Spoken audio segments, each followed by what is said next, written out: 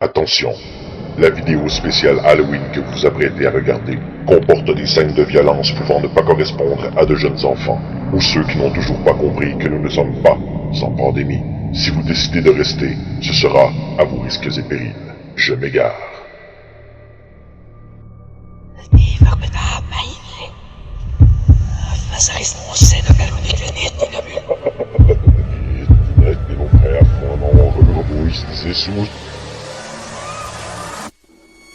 Allô les amis, bienvenue à la 121e capsule de Games and Roses. Dans cet épisode, vous pourrez voir plusieurs de mes amis venir raconter des histoires sombres, des témoignages perturbants, des événements étranges qui leur sont arrivés. Et de grâce, si vos enfants sont encore debout, il serait peut-être temps d'aller les coucher. Mesdames et messieurs, bienvenue à ce spécial Halloween de Games and Roses. Hello tout le monde. Soirée Halloween. Comme c'est toujours à mes gars, nous autres on décore pour l'Halloween, puis on décore pour Noël. Le petit Jésus à sa fête, le petit diable aussi à sa fête. Moi chicane, on aime pas ça chicane. L'histoire d'horreur ce soir, moi j'en profite pour vous conter des anecdotes que j'ai vécues personnellement sur mon milieu de travail. Anecdote numéro 1, bien simple, bien rapide. Je vous mets en situation. Vous rentrez au travail dans un hôpital. Le soir, un petit peu en avance, un petit peu en retard, mais un des deux, vous croiserez pas gros de monde. Donc là, vous arrivez, puis il faut que vous vous rendiez, vous passez vos corridors, qu'il n'y a personne, corridor d'hôpital, puis là, tu arrives à l'ascenseur. Tu rentres dans l'ascenseur. Les portes se ferment. Tu pèses sur le piton parce que moi, je m'en allais au 3e étage. Puis là, les portes se ferment en avant de moi. Et je sens l'ascenseur descendre. Et là, je tripe pas. Souvent, les ascenseurs dans les hôpitaux ont des portes en avant, ont des portes en arrière aussi des fois. Et puis là, l'ascenseur descend. Quand j'ai très bien pesé au 3 et que je suis seul dans l'ascenseur, j'arrive au 0 et les portes ouvrent derrière moi. Je me retourne. Et je découvre un corridor que je n'avais jamais vu. Un corridor sombre, que je vois à peu près 10-15 mètres de long. Corridor de film d'horreur avec des tuyaux au plafond, bien froid en béton. Et je vois pas ce qu'il y a au fond. Et là, ton imagination tourne, puis t'imagines 56 000 affaires sortir de cette obscurité-là. Je te jure que tu pèses sur le piton pour fermer la porte.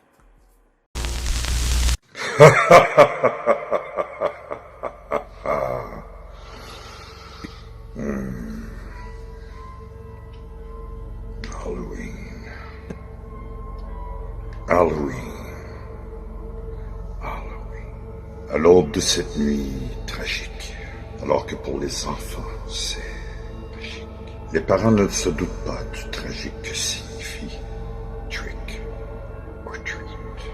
Vous avez beau vouloir vous cacher, aucun endroit où vous serez en sécurité, car la nuit venue, votre âme sera perdue. L'esprit malin rôde près de chez vous. Les ténèbres s'abattront sur vous. Si des victuailles tu n'offres pas aux petits monstres qui seront là, décorés, accueillis, étonnés, aux petits diables qui vont passer. Sinon leur foudre vous subirez et le malheur sera à vos pieds.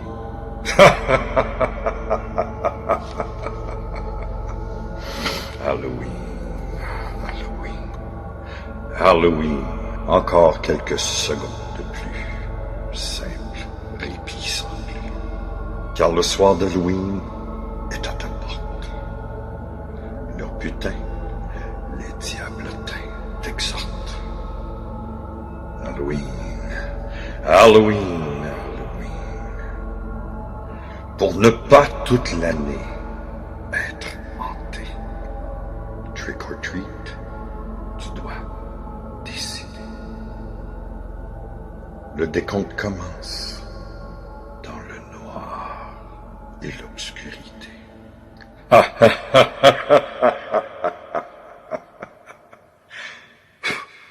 Je m'égare. Il y a de ça quelques années, je m'étais levé un matin avec l'idée de regarder un film. J'avais donc mis le DVD dans le Xbox, puis à ma grande surprise, j'ai constaté que ça marchait pas. J'avais donc décidé de faire une vidéo pour expliquer la situation plutôt cocasse, quand soudain j'ai entendu le son suivant. La Xbox One, elle, ça ne fonctionne pas comme ça.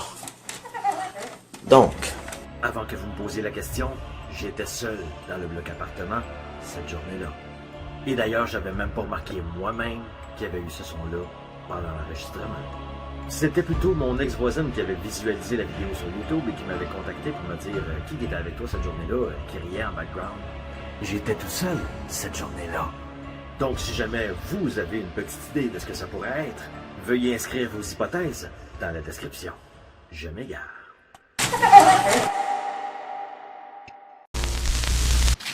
Une fois, j'ai joué à Ouija, puis l'ampoule, elle se déplaçait super vite sur le board. C'était fucké. Asti que j'ai eu l'Halloween! Je suis pas quelqu'un de croyant, mais il m'est arrivé quelque chose dans ma vie qui a ébranlé mes convictions. J'ai déjà fait des rêves prémonitoires, des vrais de vrais. Depuis l'âge de 17, 18, 19 ans, là, autour de ça, je ne rêve pratiquement plus. Je me rappelle jamais de mes rêves en me levant. Et c'est arrivé donc quelques fois où je me suis souvenu d'un rêve, puis parfois ces rêves-là étaient vraiment très clairs. Et donc, c'est 5 fois qui ont été des rêves prémonitoires. La première fois que c'est arrivé, c'est ça, 17, 18 ans, je me réveille en sursaut et j'avais rêvé, voici, que j'étais avec un de mes meilleurs amis. On est en auto sur une route de campagne où il faisait très noir et puis on avait un accident. On capotait 2 fois, 2 roulis. Et on se retrouvait à l'envers, retenu par nos ceintures de sécurité, avec du gazon partout dans les fenêtres, une porte entrouverte qui faisait bzzz, parce qu'à l'époque les portes entrouvertes faisaient bzzz. Et mon ami s'est retourné vers moi puis il y avait un œil au beurre noir. Le rêve était tellement clair que je lui ai raconté le lendemain puis il a trouvé ça très drôle. Jusqu'à la semaine suivante. Parce que la semaine suivante, le mercredi suivant, on a joué au baseball et mon ami a reçu une balle dans l'œil et s'est retrouvé avec un œil au beurre noir. Le vendredi après, on a bu quelques bières, tout ça, on n'avait rien à faire et mon ami dit « On va-tu voir les cabanes à Carignan? » On voulait aller faire un tour d'auto. Alors, on est parti et on était sur une route de campagne très noire où on avait l'impression qu'on avait une vision de tunnel. C'était juste les 2 phares en avant puis c'était une route de terre et il allait trop vite dans une courbe et on a pogné un flat. On a roulé 2 fois. On s'est retrouvé à l'envers avec du gazon partout dans les fenêtres, une porte entrouverte. Qui faisait bzzz et mon ami s'est retourné vers moi avec son œil au beurre noir pour me dire « Tabarnak, laf, c'est ton rêve, sti. » Fucké, hein?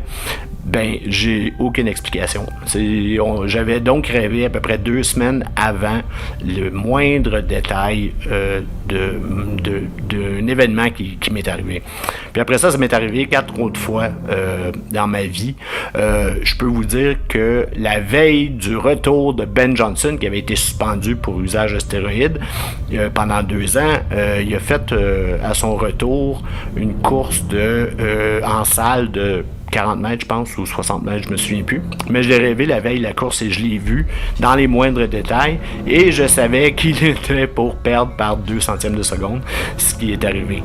Ensuite, il y a eu une autre affaire complètement bizarre. J'avais vu le président de l'Assemblée égyptienne se faire mitrailler en pleine assemblée.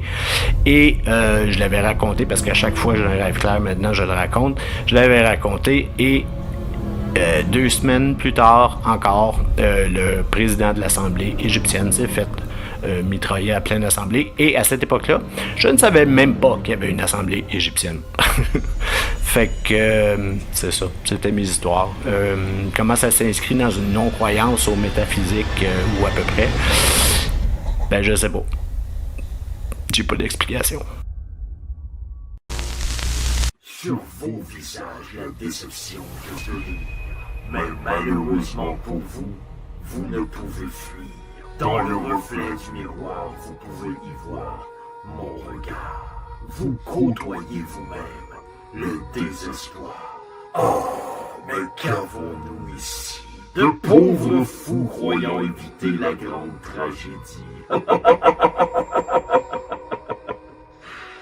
Mais voyons, vous savez de quoi je parle ici, de flammes, d'enfer, de vapeurs, de démons et de temps gris.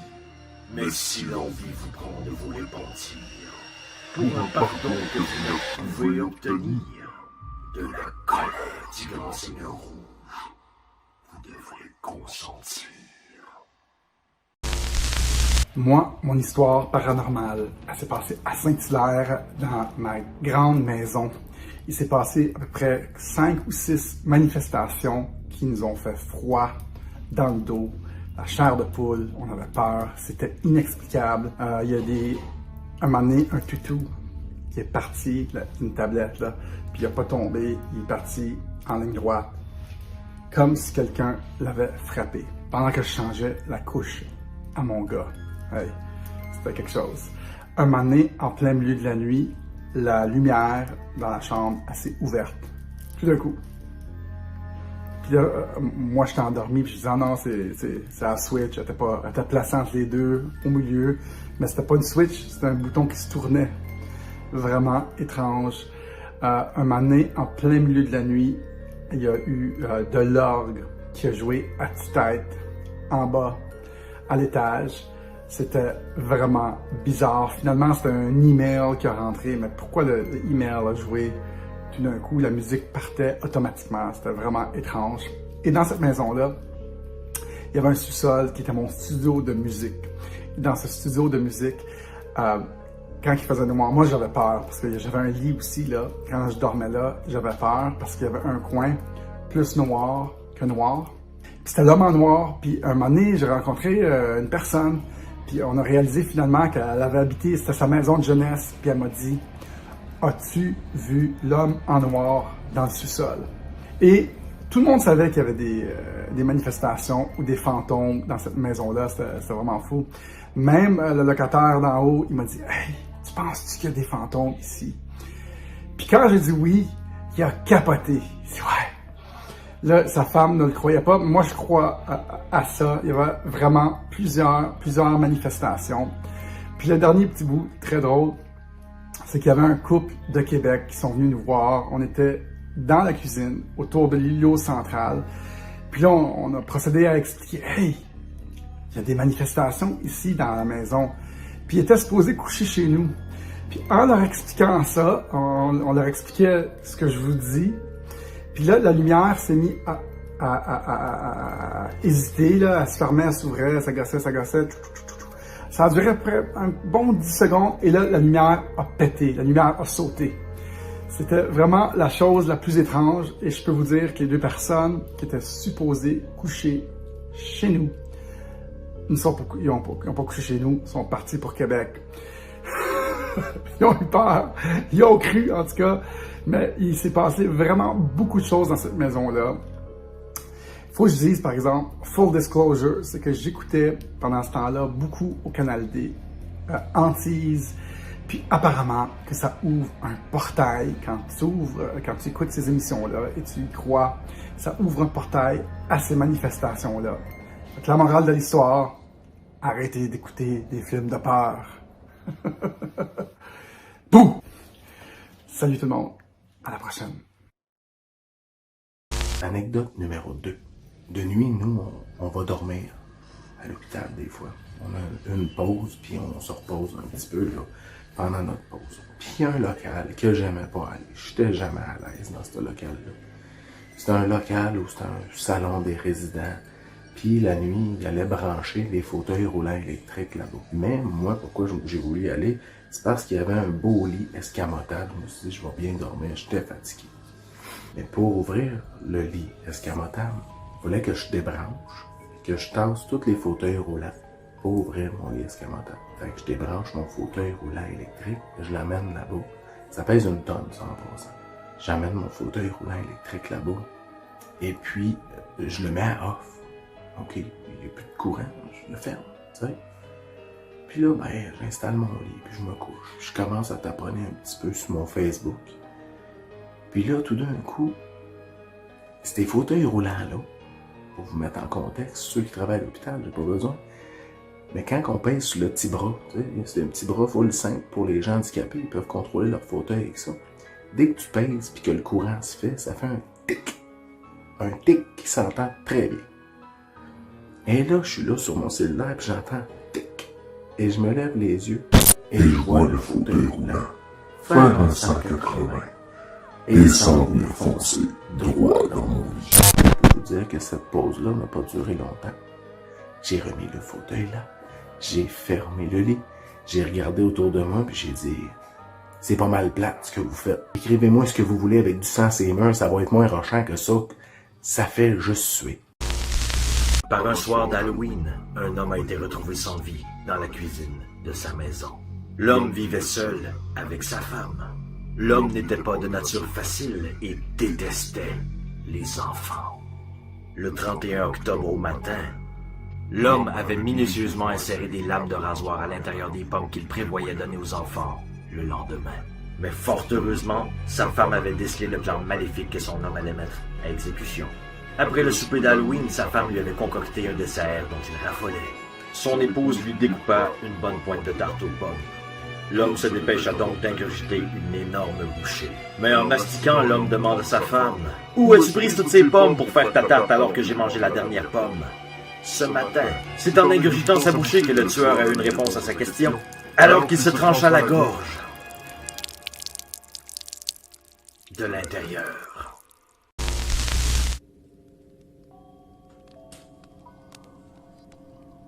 Hey, salut!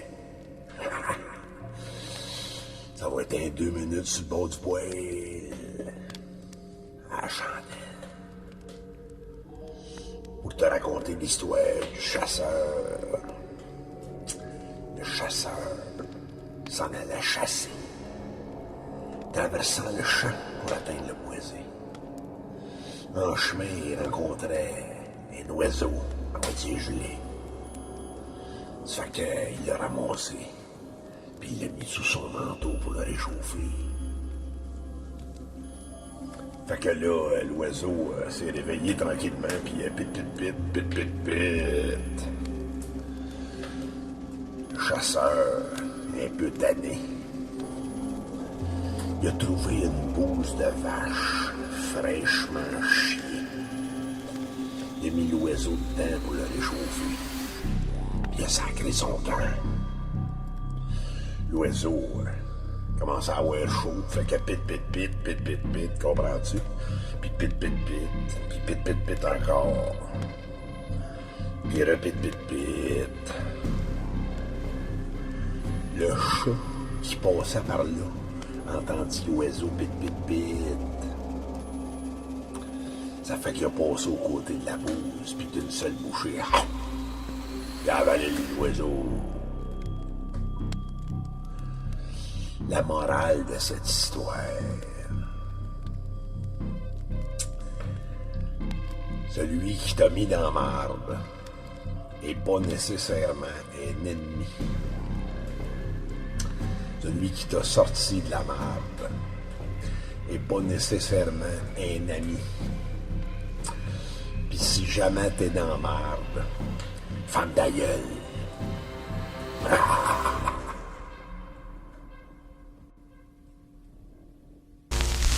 Je déteste l'Halloween, mais toi, je t'aime, Gilles.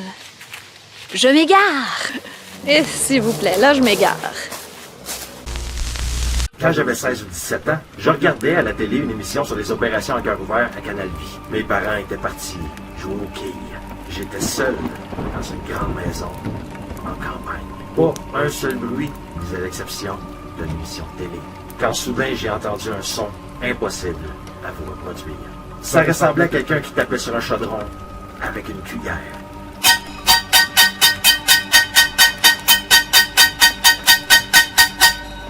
Ça ressemblait plus ou moins à ça. Je me souviens, ça m'avait pris au trip assez solide. J'ai donc pris mon courage à deux mains puis je suis allé au premier étage pour voir ce que c'était. Rien. Silence radio. Puis le son a recommencé de plus belle, mais cette fois-ci au sous-sol, près du congélateur. J'y suis descendu à toute vitesse et j'ai crié « Là, s'il y a quelqu'un qui veut me faire une joke implante en tabarnak! » Puis le son reprit de plus belle au premier étage. Comme si quelqu'un essayait de s'amuser avec moi. Mais une fois rendu en haut, je me suis aperçu qu'une fois de plus, il n'y avait personne. J'en ai donc profité pour me rendre aux toilettes. Mais pendant que j'étais en train de mettre fin à mes souffrances, j'ai entendu de nouveau.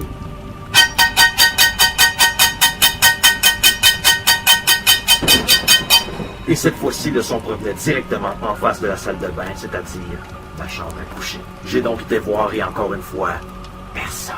J'ai donc été chercher la carabine qui était minutieusement entreposée et je l'ai chargée. Puis le téléphone sonne.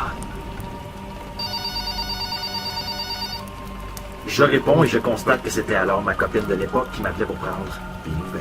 Sauf que j'étais vraiment paniqué. Puis là, elle me dit, y a-t-il quelque chose qui va pas? Et je réponds. Ben là, j'entends quand même des sons là, du sous-sol jusqu'au premier étage, comme si du monde tapochait sur une casserole avec une cuillère. Et juste au moment où je pensais qu'elle allait me prendre pour un cinglé, on a pu entendre.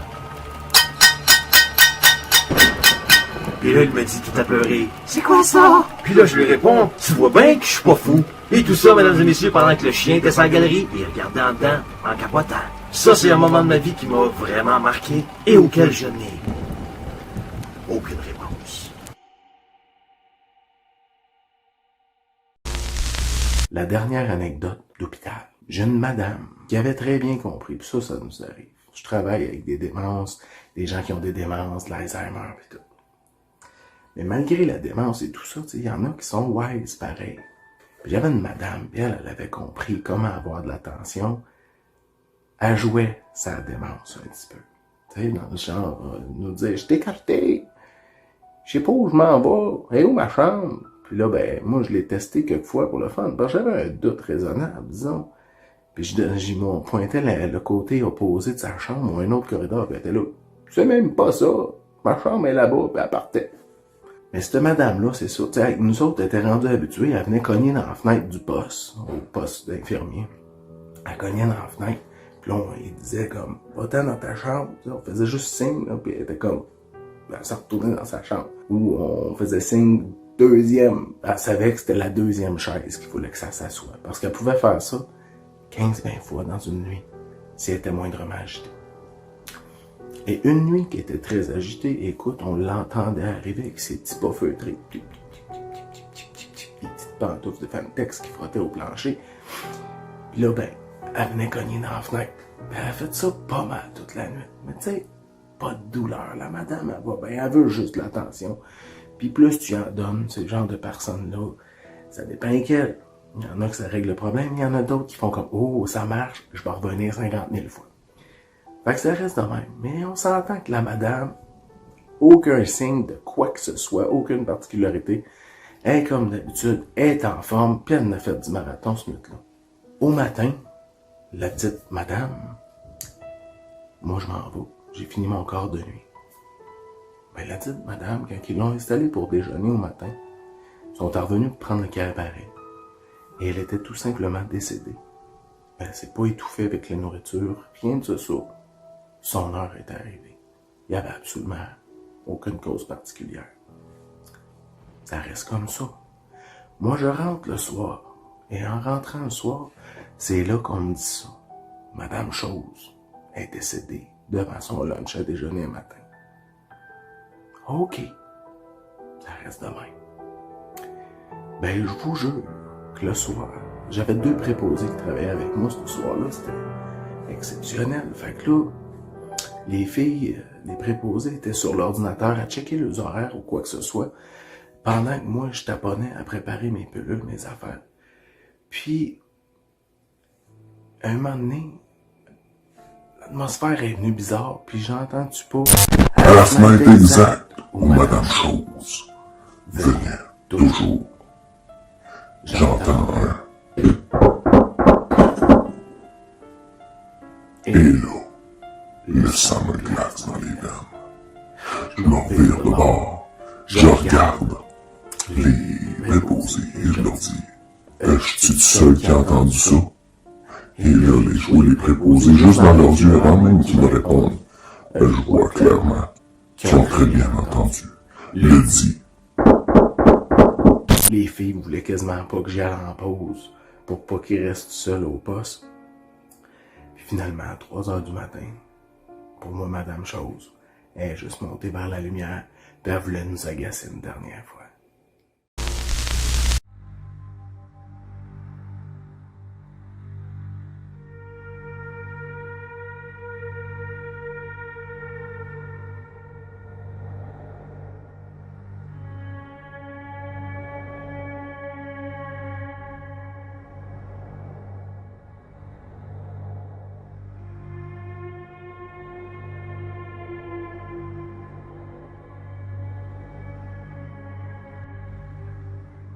Mon histoire se déroule à une autre époque. Une époque où la vie était témérité, peur, fantasme.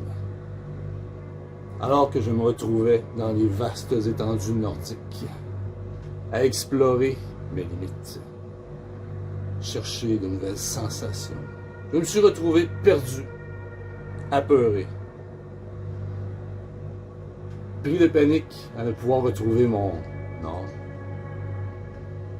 Je me suis mis à abandonner, à décider que c'était fini pour moi.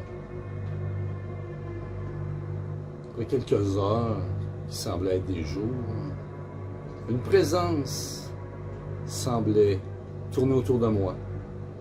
Parfois une ombre, parfois un coup de vent. Elle semblait vouloir me réconforter, me guider, m'aider à retrouver foi en moi. Je me suis retrouvé aux abords d'un lac, habité par une maison, un chalet. J'ai décidé de m'y réfugier pour la nuit. Il semblait abandonné, mais habité par une présence. Je me suis fait un petit feu, me réconforter, me rassurer. Je me suis endormi tranquillement. Soudainement, dans la nuit, je me suis réveillé, valsé entre l'éveil, le rêve, la réalité.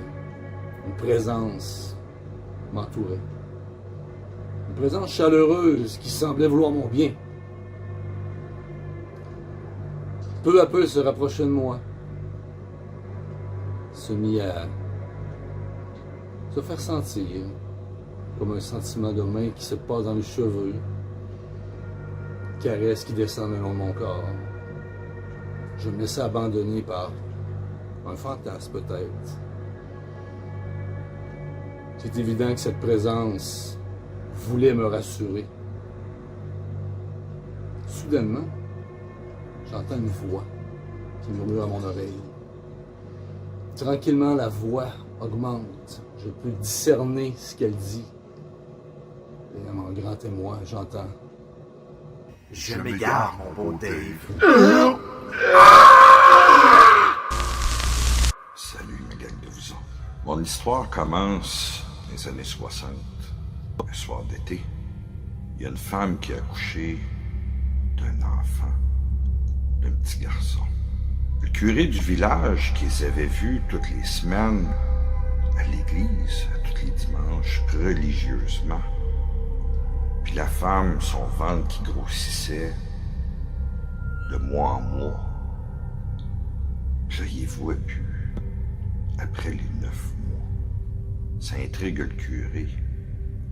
Parce que normalement, quand il voit une femme enceinte, le temps passe, puis ensuite il va baptiser l'enfant. Mais pas cette fois-ci. Fait que le curé commence à se poser des questions sur la santé de la mère. Est-ce qu'ils ont déménagé? Qu'est-ce qui est arrivé? Pour ne plus voir cette famille-là. Fait que bon à mal an, il se précipite chez cette famille-là pour voir comment ça se passe. En arrivant là, cogne à la porte, c'est monsieur qui ouvre, le père, puis il dit « Bonjour, monsieur le curé ». Fait que le curé, il dit « Je vous vois plus à messe le dimanche, je comprends pas. Vous avez eu un enfant, je le sais. J'ai vu votre femme devenir grosse au fil du temps. monsieur, il répond, ben oui, on a eu un enfant, mais on veut pas en parler. Fait que le curé, vous m'intriguez là. Qu'est-ce qui se passe? Ah, ce serait trop long de vous expliquer, monsieur le curé, vous pourriez pas comprendre. Le curé dit, écoutez, là, moi, il dit, je fais des confesses à tous les semaines, à tous les jours quasiment. J'en ai entendu toute ma vie. Faites-moi confiance, je peux comprendre. Fait que, non, insistez pas, monsieur le curé, c'est trop, c'est vraiment trop pour nous, là, puis on peut pas vous demander ça, vous comprendriez pas. Fait que le curé insiste, il dit, écoutez, faites-moi confiance, puis si ça marche pas, je l'abdiquerai, puis je m'en irai. Après une longue discussion, le père de famille décide de laisser rentrer le curé. Là, la femme est au coin de la table, elle est stressée, ben crainte. Le mari fait pas gros dans ses shorts non plus, puis le curé, lui, il a confiance. Ouais, il a confiance. Fait que là, il demande à la femme, vous avez eu un garçon ou une fille? Puis là, la femme répond, ben, on a eu un petit garçon. Fait qu'il regarde le père et dit, vous devez être fier. Vous avez eu un garçon, votre premier. Le père regarde, puis il dit, monsieur le curé, vous pourriez pas comprendre. Puis là, la femme qui shake dans son coin est nerveuse. Fait que, il dit, la santé est bonne. Ah, pour être en santé, on est tous en santé, monsieur le curé. Ça, c'est pas un problème. Oui, mais là, l'enfant, il est où? Il doit être rendu 1 mois, là, depuis le temps que je suis pas venu puis que je vous ai pas vu. Ça, monsieur le curé, on aimerait éviter le sujet, s'il te plaît. Mais voyons, un enfant de Dieu. Un enfant de Dieu. Hein? Pour lui, toutes les créatures sont belles, sont fines, sont gentilles, ça vient de Dieu. Marie puis la femme sont pas de cet avis-là. Fait que le curé insiste puis il dit, j'aimerais voir votre enfant. Puis eux autres, ils se tiennent quasiment collés, là, comme des sardines. Monsieur le curé, on peut pas vous faire subir ça. On a eu un enfant, oui. Mais cet enfant-là est particulier. Il est laid. Il est laid, il est affreux. Il est pas de nous, on le sait pas, on comprend pas, mais il est difforme. On vomit nous autres même quand on va le voir, puis qu'on va le nourrir, puis qu'on... À tous les fois. On peut pas endurer ça, puis on veut pas que personne endure ça autour de nous, on comprend pas quel sort qu'on a eu. Le curé, lui, est tenace. Oh, qu'il est tenace. Puis, il insiste, hein. Oui, mais écoutez, là, Dieu a grand cœur, il accepte tout le monde dans sa vie. Vous êtes les bergers d'un enfant. Puis Dieu est votre berger. Faites-lui confiance. Ouf. Puis le père et la mère sont en désarroi. Fait que ça fait pas 2 heures, 3 heures, je pense que le curé est là. Puis à insister, là. Puis les parents aussi à insister, mais pour que le curé renonce. Ça négocie fort. Finalement, les parents se regardent. Ils regardent le curé. Puis le curé, ben, dans sa bonne grâce, hein, il lui dit, je suis là pour vous supporter. Je suis là pour représenter Dieu dans toute sa bonté, dans toute sa sagesse. C'est quasiment à genoux que les parents implorent de laisser faire, mais bon, finissent par abdiquer. Puis là, le père et la mère se regardent, puis dit qui va le chercher pour lui montrer. La discussion dure pendant 5-10 minutes, parce que les deux ont mal de cœur à tous les fois. Puis la mère a dit, écoute chérie, vas-y, pour le curé. Moi, elle dit, je pense que va vomir, juste d'y penser. Fait que le père, il dit, OK, prends mon courage à 2 mains. Va aller chercher notre fils. Il se lève de table, se dirige vers la porte. Il en trouve la porte. Coucou, t'es-tu réveillé? Alain, t'es-tu réveillé? On va te montrer au curé.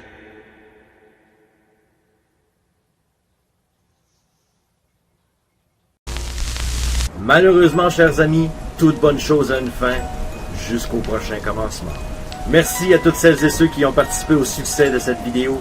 Daniel Tadros, Steve l'artiste charlant, Sébastien Cormier, merci à Alain Cyr, merci à Amélie Paul, même si elle déteste l'Halloween, merci à Dave Treg, et un grand merci à Sylvain Laforêt.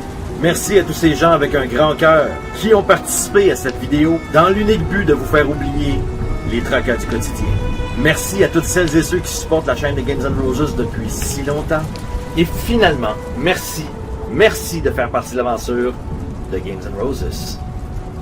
Je m'égare.